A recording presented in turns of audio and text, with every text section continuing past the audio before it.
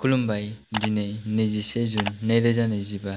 गिबियावनो गोजोन फुंबिलिनि गाहाम हामलायनायखौ बयनिसिमबो जासिहरनाय थाबाय। राशिफोरखौ फरायनायनि सिगां आंनिफ्राय आनान गसाइनिसिम आरज खालामनाय जायो दि दिनैनि साना बुहुमनि साफ्रोमबो सुबुंफोरनि थाखाय गाहामैनो गाहाम बारलांनो हायो। जेबो खैफोद आफोद जायालासे फैदो दानिया दिनैनि राशिफोरखौ खोनासंदिनि। गिबियावनो दङ मेष राशि। मावख' आरो फालांगियाव जेबो जुनिया जानाय नङा।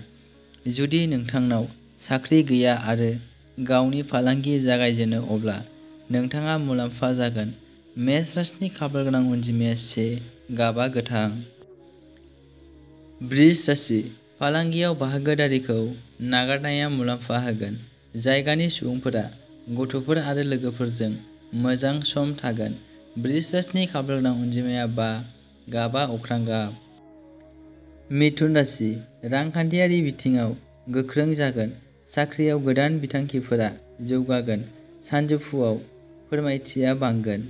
मिथुन राशिनि खाफालगोनां अनजिमाया 3, गाबा गुफुर। कर्कट राशि। फालांगिनि बिथिङाव थागिबिया मुलाम्फा जागोन।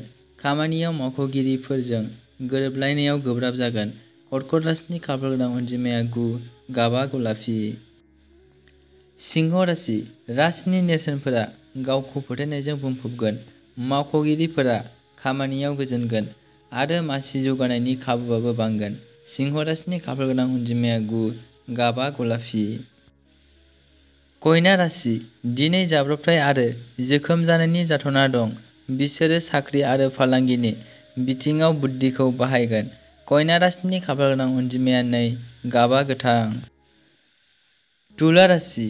आलासिफोरा दिनै न'आव फैगोन। नोंथाङा आरिमु आरो रंजानायनि बिथिङाव जाफुंसार जानो हागोन।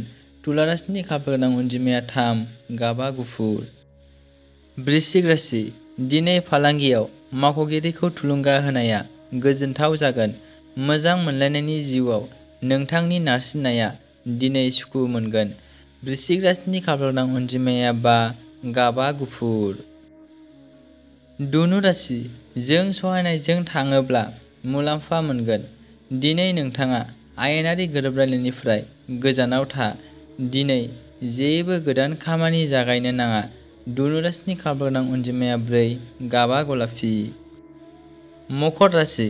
दिनैनि साना नारसिनथाय आरो जेंनानिफ्राय उदां जागोन। थागिबिनि हाबा जानाय जिउआ दावराव-दावसि जागोन आरो बिसोरो गोनांथार नखरारि बेसादफोर बायनो हागौ। मकर राशिनि खाफालगोनां अनजिमाया 8, गाबा गोथां।